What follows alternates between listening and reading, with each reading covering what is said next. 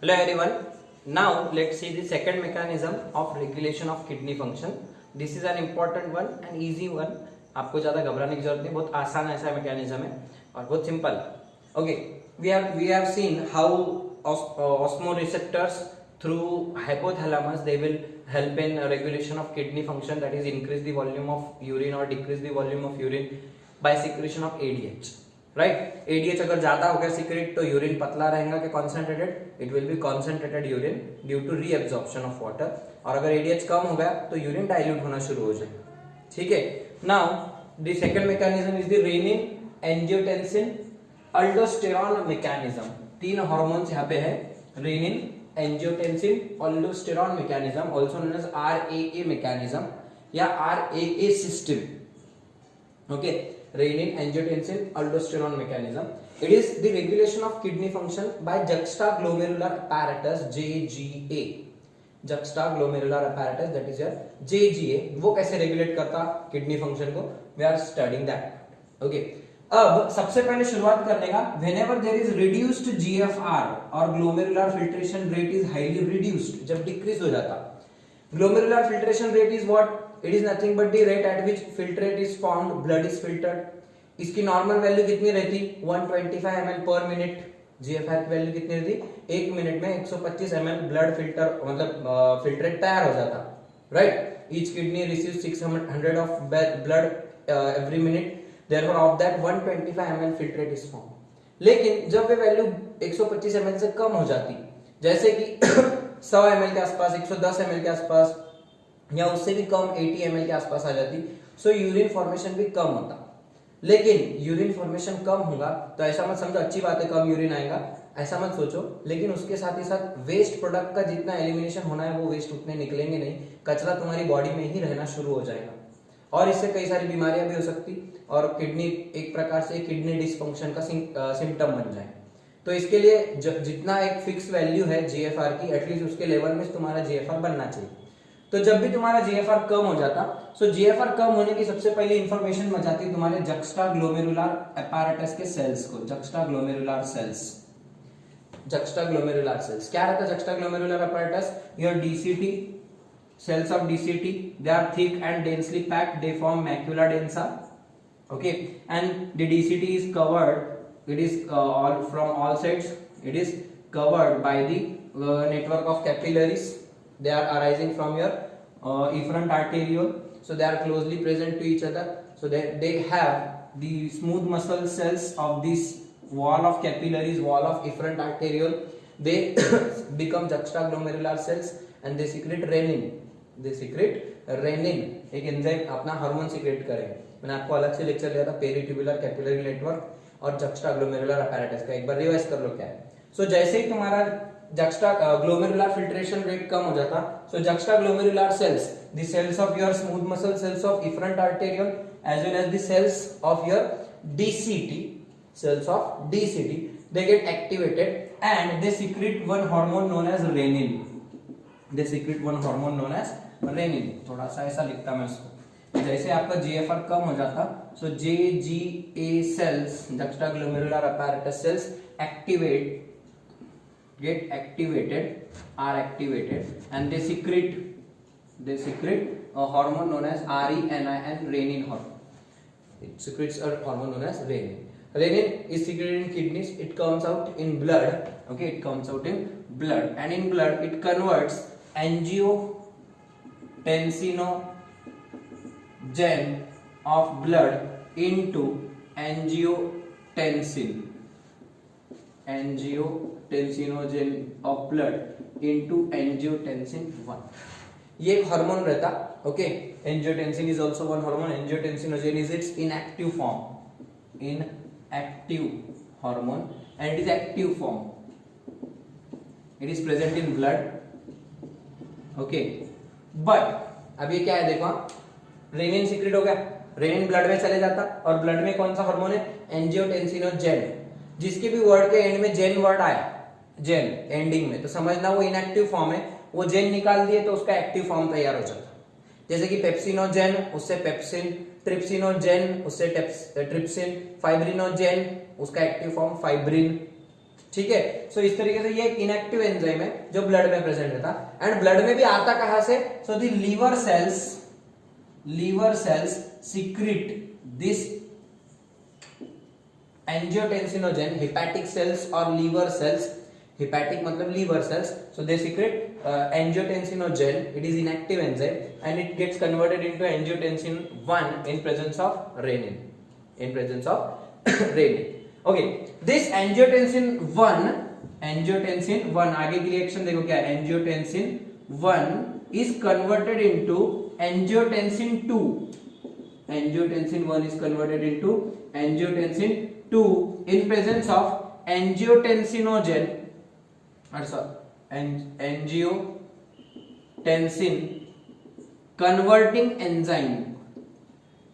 angiotensin converting enzyme, ACE, ACE enzyme. This is secreted by the lungs. देखो कितने organs involve है यहाँ पे लंग्स, लीवर, किडनी, ओके। ये सब मिलके तुम्हारा जीएफआर रेगुलेट कैसा करते हैं? तो सबसे पहले तुम्हारा जीएफआर कम होगा तो रेनिन सीक्रेट होगा किडनी में से, रेनिन ब्लड में जाकर ब्लड में जो आने वाला angiotensinogen, it is secreted by the hepatic sales, it gets activated to form angiotensin 1 and this angiotensin 1 is converted into angiotensin 2, उसका दूसरा फॉर्म तैयार हो जाता है और एक angiotensin 2, 1 का कन्वर्जन 2 में, angiotensin 1 का कन्वर्जन angiotensin 2 में by angiotensin converting enzyme, converting मतलब बदलने वाला, सो 1 का कन्वर्जन 2 में हो जाता, okay. It is secreted by lungs, renin is secreted by juxtaglomeralar cells, angiotensin is secreted by hepatic cells or liver cells, and the epithelium of lungs or the cells of lungs will secrete angiotensin converting enzyme or ACE enzyme, ठीक है। अब ये जो angiotensin 2 है ये 3 प्रकार से action बताता, angiotensin 2, अब ये क्या एक्शन बताता? तो इसकी एक्टिविटी जो है वो तुम्हारे को जीएफआर कम करके देंगी। जैसे एंजियोटेंसिन 2 ब्लड में बन जाता, ये 2-3 प्रकार से काम करता। पहली चीज तो पहले क्या करता, it increases Na plus absorption या reabsorption, in DCT, in PCT and DCT. Na plus को रीएब्जॉर्ब करना चालू कर देता पीसीटी डीसीटी, ओके। जितने ज्यादा आयंस रीएब्जॉर्ब होंगे तो आयंस बाहर से अंदर आएंगे बॉडी में वापस से, तो अंदर पतला पानी बनना शुरू हो जाएगा, तो ज्यादा से ज्यादा फिर उसमें वो आयंस जैसे ही ब्लड में आ जाते तो ब्लड का ऑस्मोटिक प्रेशर बढ़ जाता, आयंस ब्लड में रीअब्सॉर्ब होकर कहाँ जाएंगे, सोडियम आयंस ब्लड में आ जाएंगे, बॉडी में आ जाएंगे, so that will increase the osmotic pressure of blood, increases osmotic pressure of blood. Osmotic pressure क्या रहता, pressure due to the ions और सोल्यूट्स, तो वो बढ़ने लग जाता, और जैसे ही वो बढ़ने लगता तो ऑटोमेटिकली ब्लड प्रेशर बढ़ जाता, और उसकी वजह से फिर तुम्हारा ब्लड प्रेशर बढ़ गया तो ज्यादा ब्लड प्रेशर से ज्यादा फिल्ट्रेट तैयार होगा, जितना ज्यादा स्पीड में ब्लड किडनी में फ्लो होगा, ग्लोमेरुलस में फ्लो होगा, उतना ज्यादा ब्लड फिर बाहर फ्लो होके उसमें से फिल्ट्रेट बढ़ जाता और तुम्हारा जीएफआर बढ़ जाता फिर से, ओके। वो अल्टीमेटली कंक्लूड कर दो, so it increases BP that ultimately increases GFR, क्योंकि अपना GFR कम हो गया, अपने को वही बढ़ाने का है, तो कैसे बढ़ाए, by increasing the osmotic pressure of blood. कैसे बढ़ाने का ब्लड का प्रेशर, उसमें सोडियम बढ़ा दो, सोडियम बढ़ गया तो ऑस्मोटिक प्रेशर बढ़ जाएगा। सोडियम कहाँ से लेंगे, जो फ्लूइड में से जा रहा सोडियम उसको रीअब्सॉर्ब कर लेने का इन पीसीटी एंड डीसीटी, ठीक है। देन दूसरी चीज क्या करता, इट एक्ट्स एज वैसोकंस्ट्रिक्टर,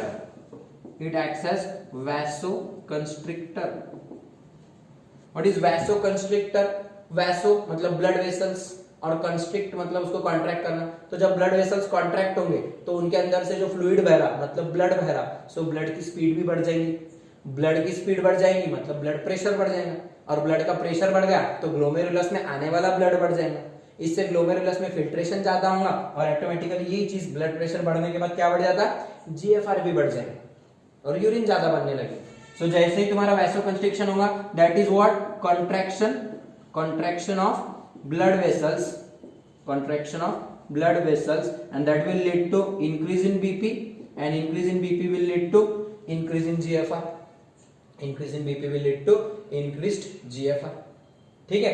तीसरी चीज क्या करता है ये angiotensinogen 2, angiotensin 2, it goes to, it stimulate adrenal medulla, sorry adrenal cortex, it stimulates adrenal cortex. अब एड्रिनल कॉर्टेक्स क्या रहता है, सो अपने जो किडनीज है, किडनीज के ऊपर ट्रायंगुलर ग्लैंड्स रहते, they are called adrenal glands.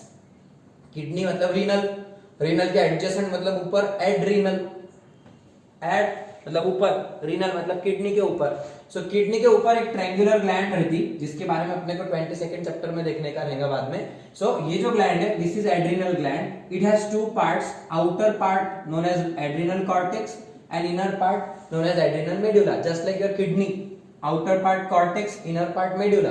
तो वैसे adrenal cortex, adrenal medulla। तो एंजियोटेंसिनोजन आएगा सीधा ब्लड में से एड्रिनल कॉर्टेक्स पे, and it will stimulate that adrenal cortex to secrete aldosterone. कौन सा हार्मोन, अल्डोस्टेरॉन। अब अल्डोस्टेरॉन क्या करता, इट इंक्रीजेस Na+ रीएब्जॉर्प्शन, या ऐसी it increases Na+ reabsorption, okay, and K+ excretion। Na+ को एब्जॉर्ब करने का लिखो यहाँ पे, it increases Na+ reabsorption, Na+ reabsorption and stimulate K+ excretion in urine। Stimulate K+ को जान दो, Na+ को ले लो, क्योंकि Na+ ब्लड में आके ज्यादा ऑस्मोटिक प्रेशर बढ़ा सकता है। K+ कम कर देने का, तो उससे ब्लड का प्रेशर और बढ़ जाएगा, that ultimately lead to increase in blood pressure, और ब्लड प्रेशर बढ़ गया तो ऑटोमेटिकली GFR बढ़ जाता है। अल्टीमेटली तुमको GFR बढ़ाने का है, तो उसके लिए ब्लड प्रेशर बढ़ाओ।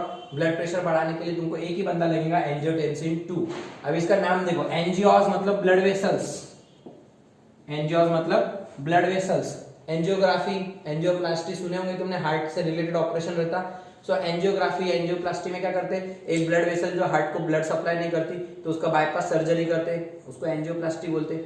बाईपास सर्जरी क्या करते हैं, उसमें एक ब्लड वेसल ऐसे टर्न मार के दूसरी जगह लगा देते, तो वो ब्लड वेसल मतलब एंजियो, प्लास्टी मतलब ऑपरेशन वहां पे, ठीक है, जोड़ देना वहां पे। प्लास्टर लगा दे तो प्लास्टी मतलब क्या है, जोड़ना, joining. So angioplasty blood vessel को ज्वाइन करना। Angiology, study of blood vessels, angiology is the study of blood vessel. So angios मतलब ब्लड वेसल, और टेंसिन मतलब टेंशन, मतलब कॉन्ट्रैक्शन। टेंशन कब आएगा, जब वो ब्लड वेसल कॉन्ट्रैक्ट होंगे, रिलैक्स होंगे तो टेंशन कम हो जाएगा ना उसका, लेकिन कॉन्ट्रैक्शन कर। So when that blood vessel will contract, so that is angiotensin. Hormone का नाम क्या है, एंजियोटेंसिन। वो पहले तो सोडियम आयन का इंटेक करके ब्लड प्रेशर बढ़ा देता, और खुद भी ब्लड वेसल्स को कॉन्ट्रैक्ट कराता, मतलब वैसोकंस्ट्रिक्टर है, ठीक है, वैसो कंस्ट्रिक्शन का काम करेगा। और तीसरा उसके दोस्त को बुलाएगा, उसका दोस्त कौन है, अल्डोस्टेरॉन। रेनिन ने किसको बुलाया, एंजियोटेंसिन को। एंजियोटेंसिन ने किसको बुलाया, उसके दोस्त को, अल्डोस्टेरॉन को। इसलिए सिस्टम का नाम क्या रखा है, रेनिन, एंजियोटेंसिन, अल्डोस्टेरॉन। अल्डोस्टेरॉन में क्या बोलता, तू सोडियम खींच रहा है, खींच, तू भी सोडियम खींच, मैं भी सोडियम एब्जॉर्ब करता, रीएब्जॉर्ब करूंगा। एट द सेम टाइम मैं एक्सक्रीट क्या कर रहा था, डीसीटी में से, it will stimulate K+ excretion from DCT. Tubular secretion से K+ जाते बाहर, याद है K+, ट्यूबुलर सिक्रीशन से K+, H+ और NH3 तीनों जा सकते, राइट। और इस तरीके से तुम्हारे बॉडी में से फिर ब्लड में बहुत सारे फ्लूइड, अपने सॉल्यूट्स आ जाएंगे, और ब्लड प्रेशर तीनों से बढ़ जाता। एक बार ब्लड प्रेशर बढ़ गया कि फिर तुम्हारा GFR भी बढ़ जाता। जैसे GFR बढ़ गया, वापस से नॉर्मल यूरिन बनना चालू हो जाए। समझ में आया ये मैकेनिज्म, यस, इजी है, पूरा मैकेनिज्म ध्यान में बैठ गया। जैसे GFR कम होता, अब ओरल करो, दिमाग में बिठाओ, बिना देखे बोलने की कोशिश करो। जैसे GFR बढ़ता क्या कम होता, कंडीशन क्या याद रखने की, GFR decreases than normal, less than normal, 125 ml से कम बन रहा है 1 मिनट में। That will lead to activation of JGA cells which will secrete renin. Renin activates the blood enzyme hormone, inactive hormone, angiotensinogen to angiotensin 1. Angiotensin comes here from liver. Angiotensin 1 is converted into 2 by ACE enzyme, angiotensin converting enzyme secreted by lungs. 2 will act in 3 ways. It will increase sodium reabsorption, vasoconstriction, and it will stimulate adrenal cortex, not medulla, adrenal cortex to release its friend aldosterone. Once the sodium reabsorption increases, it increases blood pressure. Contraction also leads to increase in blood pressure. It also increases blood pressure, and therefore it causes increase in GFR. Okay, so ultimately ये काम होने के बाद तुम्हारा osmotic pressure बढ़ जाता, blood pressure भी बढ़ जाता और फिर से तुम्हारा जीएफआर नॉर्मल। लेकिन इसका एक ड्रॉबैक हो जाता। ड्रॉबैक क्या हो जाता, आप जीएफआर बढ़ाने के नाम में तुमने क्या लफड़े कर लिए, क्या बढ़ा के ले लिए, ये भी वही कर रहा, ये भी वही कर रहा, ये भी वही कर रहा। मतलब किडनी के ऊपर तुम किडनी से यूरिन ज्यादा बनाने के नाम में तुमने हार्ट के ऊपर प्रेशर बढ़ा दिया ना, ब्लड प्रेशर बढ़ गया तो हार्ट के भी फिर पंपिंग की स्पीड बढ़ जाएगी, इससे हार्ट विचलित हो जाएगा, परेशान हो जाएगा कि how can I manage now, because blood pressure बढ़ गया, साला यूरिन बनाने के लिए ब्लड प्रेशर बढ़ाना पड़ रहा। You are getting a drawback here that you are increasing your blood pressure. So इसको कॉम्पेंसेट कैसे करते, इसके आगे नीचे पेज पर ही लिखो कि जैसे ये ब्लड प्रेशर बढ़ जाता, ओके, प्लस जैसे ये ब्लड प्रेशर बढ़ जाता, तो ब्लड प्रेशर बढ़ने का मेन रीजन क्या था तुम्हारा, तुमने क्या करे, sodium ions reabsorb, increase in BP हो गया है तुम्हारा, जीएफआर इंक्रीज हो गया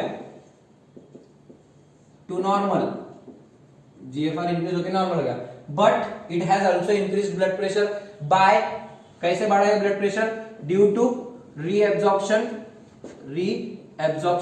ऑफ Na+, तुमने रीअब्जॉर्प्शन कर लिया बहुत सारा Na+, तो तुम्हारा थोड़ी देर के लिए ब्लड प्रेशर बढ़ा रहेगा, जब तक कि तुम्हारा प्रॉपर अमाउंट में यूरिन बनना शुरू नहीं होता। और एक बार वेस्ट पूरा छन गया तो हार्ट समझ जाता हाँ वेस्ट भी, कचरा बहुत सारा निकल गया, अब यूरिन में कचरा चले गया, अब ब्लड प्रेशर कम करना पड़ेगा वापस से normal. Okay, so to bring back the blood pressure normal, what happens, this increase BP due to reabsorption of sodium ions in PCT DCT will lead to a sending of a message, a signaling in wall of atrium, atria या फिर आपके heart के अपर chambers auricles और नीचे के chambers रहते ventricles, ऐसा कुछ रहता heart. This is left auricle, right auricle या एट्रिया, उसको एट्रिया बोलते, एट्रियम बोलते या ऑरिकल, एक ही बात है, तुमने ऑरिकल भी सुने होंगे। So right atrium, left atrium, right ventricle, left ventricle.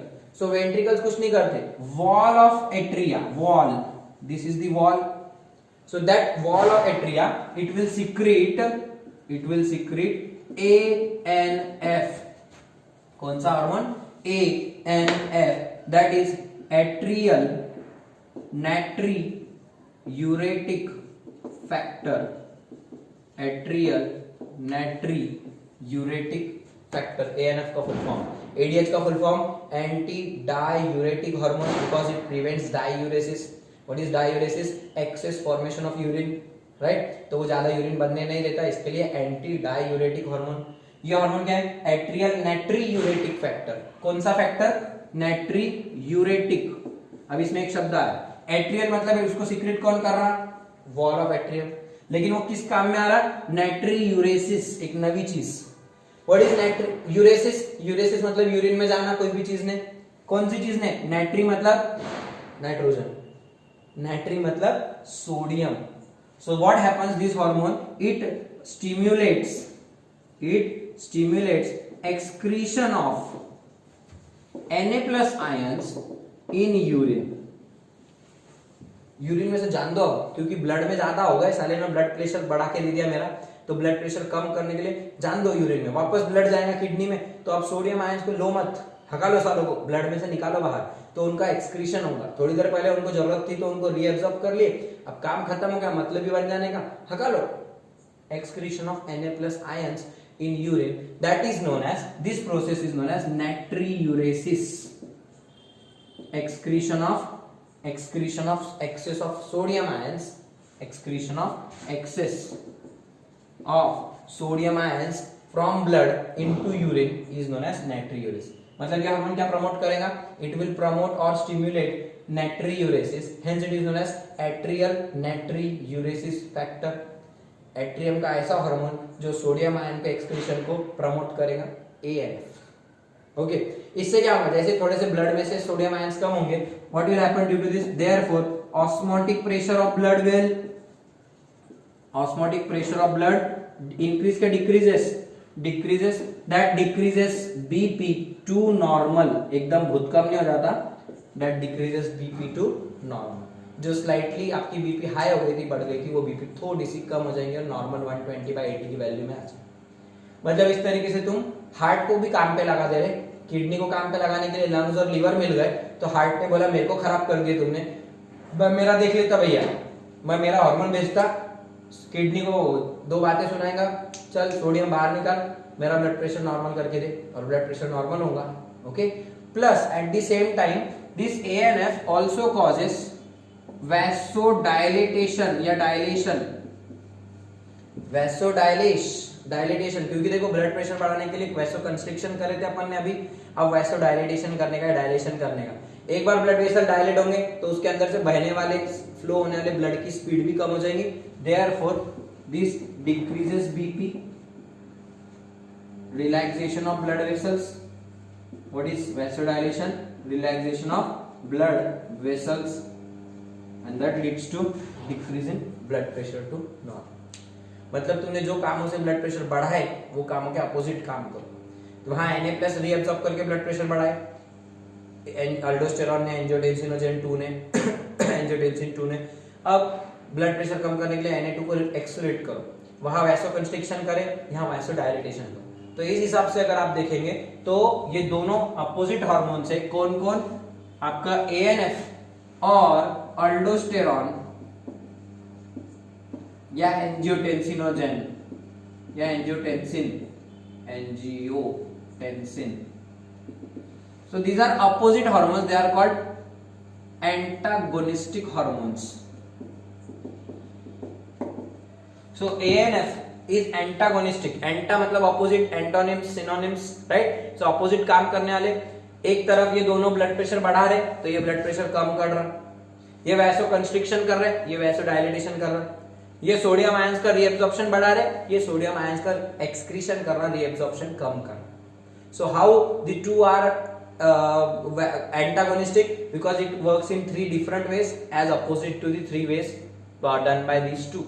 So ANF is antagonistic to aldosterone, it is also antagonistic to angiotensin, क्योंकि angiotensin mainly vasoconstriction करता और ANF vasodilation करता। aldosterone की कैसा antagonistic है? It promotes sodium uptake, it promotes sodium excretion, that is natriuresis. So natriuresis को promote कौन करेगा? ये बंदा, जान दो सोडियम।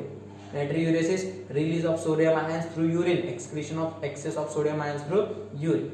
और ये बंदा क्या करेगा? नहीं सोडियम जानने देने को खींचो, सोडियम अंदर आएंगे तो क्या बढ़ेगा? ब्लड का ऑस्मोटिक प्रेशर, और ब्लड का ऑस्मोटिक प्रेशर बढ़ गया तो overall blood pressure will also increase. Okay, so thus the ANF acts as a check, ANF acts as a check और कंट्रोलर होगा ना, regulation, it also acts as a checkpoint, controller or regulator over this mechanism, RAA mechanism। ये तीनों कुछ भी धिंगाना करेंगे, उससे heart के ऊपर प्रेशर आ जाए तो उसको कंट्रोल करने का काम कौन करेगा? ANF। So which hormone is the check over renin, angiotensin, aldosterone mechanism? इन पे चेक रखने का काम कौन करता? ANF। दिमाग मत लगाओ, renin itself does not act as a check, angiotensin does not act as a check, उन तीनों पे काम पे चेक करने का काम रहेगा, कंट्रोल करने का काम करेगा ANF। Okay, so that's all about your regulation of kidney function. यहाँ पे पूरे हो गए तुम्हारे किडनी फंक्शन।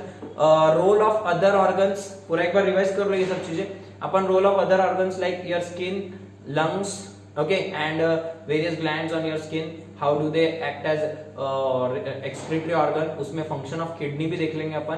प्लस कुछ छोटे मोटे आपके डिसीजेस है जैसे कि किडनी के डिसऑर्डर्स, किडनी स्टोन वगैरह, उसके बारे में जो भी डिटेल है एक बड़ा सा लेक्चर बना के अल्टीमेटली अपन उसको देख लेंगे लास्ट लेक्चर में, and we will see that in our next lecture.